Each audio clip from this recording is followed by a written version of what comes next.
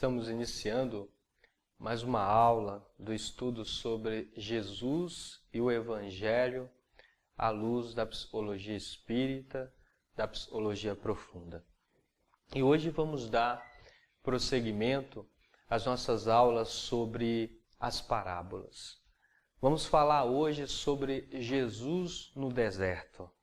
É uma passagem que está no Evangelho segundo Mateus, no capítulo 4, e é conhecida como a tentação de Jesus.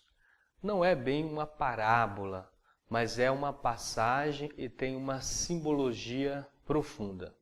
E nós vamos analisar essa simbologia à luz da psicologia espírita, da psicologia profunda. Vamos iniciar no Evangelho de Mateus, segundo o evangelista Mateus. Ele nos diz assim: então foi conduzido Jesus pelo Espírito ao deserto, para ser tentado pelo diabo. E tendo jejuado 40 dias e 40 noites, depois teve fome. Essa narrativa, logicamente, e não é uma narrativa de um fato, uma narrativa histórica no entendimento da psicologia espírita, da psicologia profunda. Mas é uma forma de contar um ensinamento, de explicar um ensinamento, de esclarecer verdades espirituais utilizando essa forma de narração. Então, Jesus foi conduzido pelo Espírito ao deserto. O que isso significa na visão da psicologia espírita? Todos nós, ao reencarnarmos nesse mundo, nós somos conduzidos pelo Espírito. Nós reencarnamos, nós mergulhamos na matéria, na carne, e aí nós viemos para um deserto. E o deserto é uma simbologia muito grande, pois o mundo é um deserto. Aí no mundo de provas e expiações, não há muitas vegetações, vamos dizer assim, não há muito alimento espiritual. Aí, quando o Espírito, no caso Jesus, o Espírito puro, ele vem para um mundo de provas e expiações, no mundo de provas e expiações só há lamentação, só há tendências ainda pessimistas, tendência para o mal. Então fica difícil conseguir alimento espiritual no mundo desse. Fica difícil encontrar aquela água viva da fonte no mundo de provas e expiações. Então, o mal predomina no mundo de provas e expiações. E aí, essa simbologia profunda, logicamente, e a narrativa está dizendo, e nós, quando nós começamos a acordar para a vida espiritual, fica difícil achar alimento espiritual. A fome e a sede se tornam grandes nesse mundo. Vamos ser tentados a todo momento a comer e a beber os velhos hábitos de outrora, Aqueles hábitos e nós alimentávamos até então da reclamação, da crítica, do deboche, Só esses tipos de alimentos e não alimenta o espírito. Ao contrário, denigre ainda mais a imagem do espírito. E essa tentação no sentido, o diabo não é um ser, não é um ser espiritual, mas uma ignorância do próprio homem. A questão do diabo, de Satanás, da questão do mal, ele simboliza, dá esse símbolo da ignorância do próprio homem, da bestialidade do homem, da animalidade do homem. Então, nós somos tentados a todo momento a retroceder na nossa caminhada de libertação no mundo de provas e expiações. Vamos prosseguir para a gente adentrar nessa simbologia profunda. E aí Mateus continua nos dizendo: e chegando-se a ele o tentador disse: se tu és o Filho de Deus, manda e estas pedras se tornem pães. Ele, porém, respondendo, disse: está escrito, nem só de pão viverá o homem, mas de toda palavra que sai da boca de Deus. Então, quando nós reencarnamos aí no mundo de provas e expiações, nós precisamos do pão, nós precisamos dos alimentos para dar vitalidade, para dar vida ao organismo biológico e nós termos força para realizar as nossas tarefas. Senão a gente vai desfalecer, ou melhor dizendo, o corpo irá desfalecer.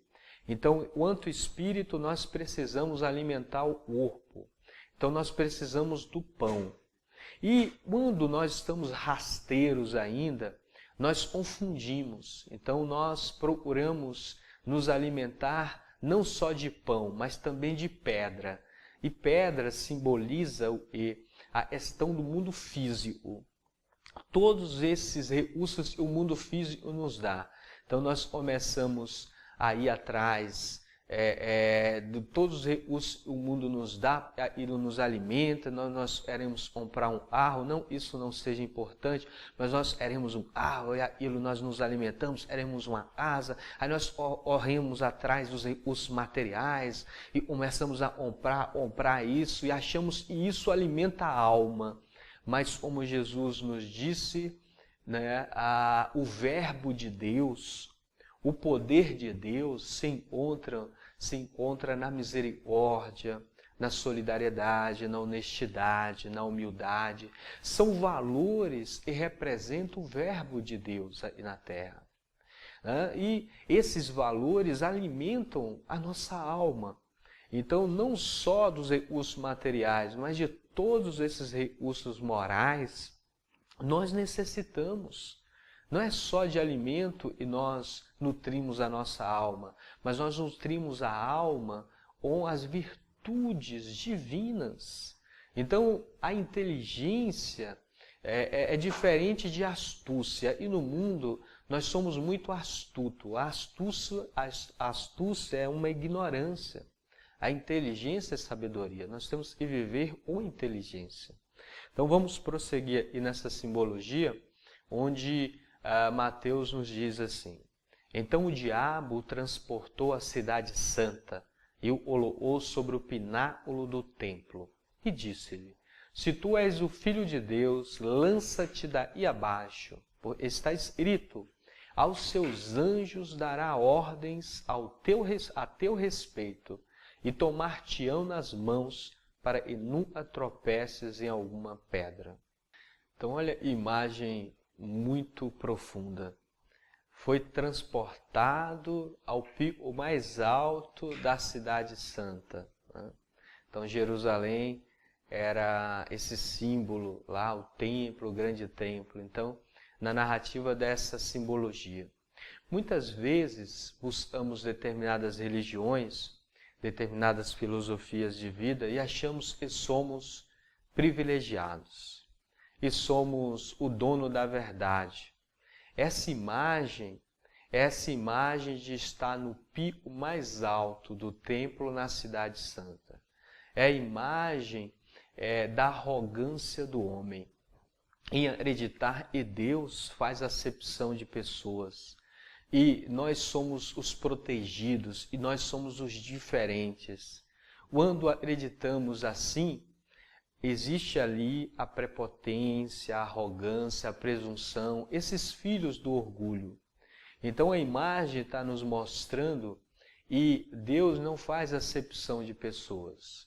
Esses valores, e nós achamos e temos, diferentemente dos outros, achamos que somos escolhidos, são os valores do orgulho, do egoísmo, né? Está ali inerente ainda, está ligada ainda à nossa condição espiritual ainda inferior. Pois Deus ama a todos igualmente e todos estão sujeitos às suas leis, independente da condição espiritual, se é um espírito puro, se é um espírito inferior, todos estão sujeitos às leis de Deus. Todos somos filhos e o Pai vê o Filho igualmente, vê os filhos igualmente.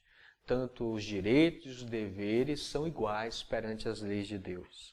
Vamos prosseguir para a gente ver aí a resposta do Cristo nessa pintura simbólica. Então, nos diz assim, disse-lhe Jesus, também está escrito, não tentarás o Senhor teu Deus. E essa é a resposta que nós devemos dar para essas tendências nossas de egoísmo, de orgulho, de prepotência. Então, Jesus nos ensina e a igualdade de direitos e deveres é uma lei de Deus. Não importa a nossa condição, como nós dissemos, né? Nós estamos sujeitos às leis de Deus, todos os espíritos, pois Deus cuida dos filhos da mesma forma. Nós somos filhos de Deus. Então, quando nós acreditamos que somos melhores que os outros, quando nós acreditamos que a nossa verdade é a única verdade e as leis de Deus nos protegem, a ignorância, ou seja, o mal está nos dominando. Então nós precisamos estar vigilantes com essa tendência nossa. A tendência é nossa do espírito humano ainda infantil, pois nós achamos que somos privilegiados. E aí onde caímos dentro dos movimentos religiosos, pois Deus não vê religião. Deus vê sim a religiosidade, a espiritualidade dos seus filhos. Vamos prosseguir e trazendo mais uma passagem desse texto. Então Mateus nos diz assim, novamente o transportou o diabo a um monte muito alto e mostrou-lhe todos os reinos do mundo e a glória deles. E disse-lhe, tudo isto te darei se prostrado me adorares. Então, e é outra imagem, né? O monte muito alto simboliza o poder aí do mundo, o poder mundano. Nesse mundo, nós acreditamos que o mais forte é aquele que domina os outros. Então, nós acreditamos que a pessoa forte nesse mundo é quando ela domina as massas, onde ela domina as opiniões, onde ela domina as pessoas.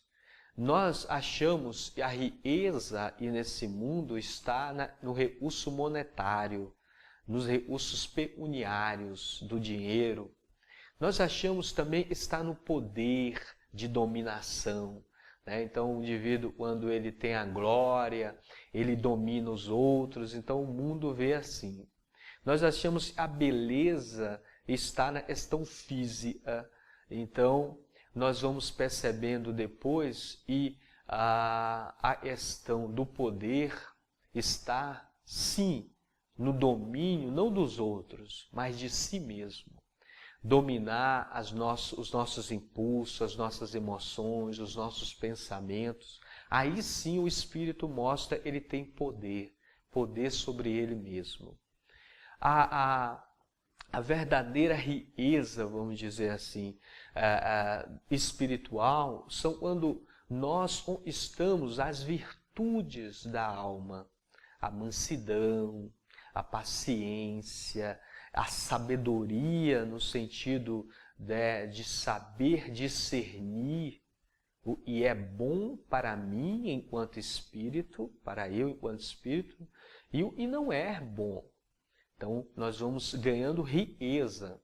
E a beleza não está na beleza física, mas sim na nobreza do caráter. Então, as vertentes, vamos dizer assim, os polos vão mudando. Espiritualmente, quando compreendermos tudo isso, nós vamos compreendendo melhor a tarefa do Cristo, né? Aí nós vamos compreender a missão de Jesus. Vamos prosseguir aí nessa pintura que o evangelista nos traz. Ele nos diz assim, então disse-lhe Jesus, vai-te, Satanás, pois está escrito, ao Senhor teu Deus adorarás, e só a Ele servirás. Olha a resposta e nessa simbologia do Cristo. Normalmente, nós servimos aos nossos próprios interesses, né? Nós somos ainda muito egoístas, egocentristas. Criamos um altar para a nossa própria imagem. Nós adoramos a nós mesmos e não a Deus. Nós adoramos os nossos interesses. Queremos nos colocar no lugar de Deus e criamos uma imagem de um Deus que condena, de um Deus que pune. E aí, essa imagem é a imagem do homem ainda bestializado, do homem bestial, animalizado, vingativo, feroz. Né? E esquecemos que para adorar a Deus, devemos valorizar primeiramente a criação divina. Pois Deus se revela, se mostra através da própria criação. Quando desrespeitamos, por exemplo, os nossos semelhantes, nós estamos desrespeitando a obra de Deus. Então, nós estamos indo contra a criação de Deus. Se não amamos, como nos diz o apóstolo João, os nossos semelhantes, nós não compreendemos a Deus, nós não amamos a Deus. Então, a adoração tem que ser a Deus e não a nossa própria imagem. Vamos prosseguir a ir trazendo mais uma parte dessa passagem. Então ele nos diz assim: então o diabo deixou e os anjos vieram e o serviram. Aí fecha esse pensamento, né? Pois quando estamos vigilantes e em comunhão com os valores do bem, o mal não predomina em nosso ser. O mal, que é o símbolo da própria ignorância do homem, é vencida pela sabedoria do próprio homem. Devemos ser sábios no bem e não astutos no mal. Os espíritos nobres desejam nos inspirar para o bem, mas nós, por vezes, somos inspirados pelo mal, pois alimentamos desejos tortuosos e malignos. Os anjos sempre servem àqueles que são servidores do bem. E possamos guardar isso em nossa oração. A nossa aula está chegando ao final e deixamos sempre aquele abraço carinhoso no coração de todos. E Jesus nos abençoe. Assim seja.